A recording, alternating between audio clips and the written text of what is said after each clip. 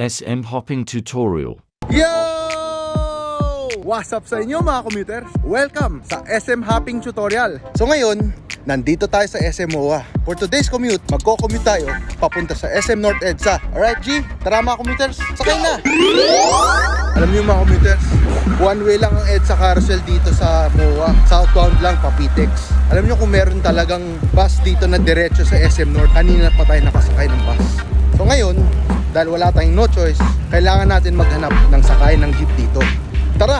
Mula dito, sasakay tayo ng jeep papuntang Pasay Rotonda. Ang rota ng jeep ay Malibay, LRT, MRT, SM MOA at Libertad.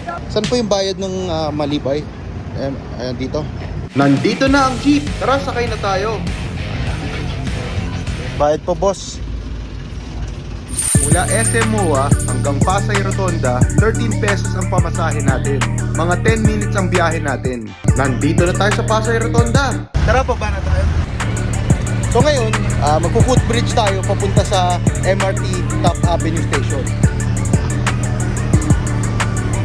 Nandito na tayo sa MRT 3 Top Avenue Station. So, bumili tayo. Tapos bumili na tayo ng ticket. Isa pong North Avenue, eto na ang ticket natin. Nandito na ang MRT. Tara, sakay na tayo. Alright mga commuters, dito na tayo sa MRT. Bababa tayo sa North Avenue Station. So sa ngayon, enjoy the ride. Mula Top Avenue Station hanggang North Avenue Station, mga 30 minutes ang biyahe natin. 28 pesos ang regular na pamasahe. 22 pesos naman ang pamasahe kapag senior citizen ka, estudyante at PWD. Tara, baba na tayo.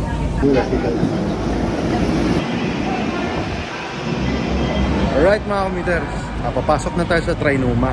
So dadaan muna tayo dito. May shortcut akong tuturo sa inyo dito. Dire-diretso lang tayo. Mga 5 minutes natin lalakarin yan. Tapos kumanan tayo. Ito na yung papuntang SM North. So ginagawa pa yata yung footbridge dito. So sa ngayon, dito lang tayo sa baba. Tatawid tayo ng North Avenue papunta sa SM North EDSA. Alright mga commuters, so ngayon nandito na tayo sa SM North EDSA. Papunta na tayo sa Sky Garden. Tara, ikot tayo sa Sky Garden. Ito, Sky Dome. Oh. Tara, pasok tayo sa loob. Alright mga commuters, so nag-ikot lang tayo sa SM North EDSA. Kung gusto niyo nang bumalik, dadalhin ko kayo sa North Avenue bus stop. Ganun din, pabalik, dadaan tayo sa Trinoma, sa landmark. Umakyat tayo sa escalator. Pasok tayo ulit. Right mga commuters, pabalik na tayo sa Trinoma. Pasok tayo sa landmark dito. Dire-diretso lang tayo. Tapos kumaliwa tayo. Konting lakad na lang. Malapit na tayo sa exit. Tapos kumanan tayo. So yun, kakalabas lang natin ng landmark. Mag-exit na tayo dito. Bumaba tayo sa MRT North Avenue Station. So yun na nga mga commuters. Ito na ang way natin pabalik sa MOA. Ang nakikita nyo sa kaliwa, yan ang mga e-jeep na papuntang Bulacan. So kung taga Bulacan kayo, pwede kayong sumakay dito. Ang last na sasakay natin ay EDSA Carousel. Dito lang sa North Avenue bus stop. Mag-footbridge tayo dyan. Dire-diretso lang natin yan. So, yun na nga mga commuters. Nandito na tayo sa North Avenue bus stop. Kung gusto nyo bumalik na MOA, sumakay kayo ng EDSA Carousel na southbound papuntang Pitex.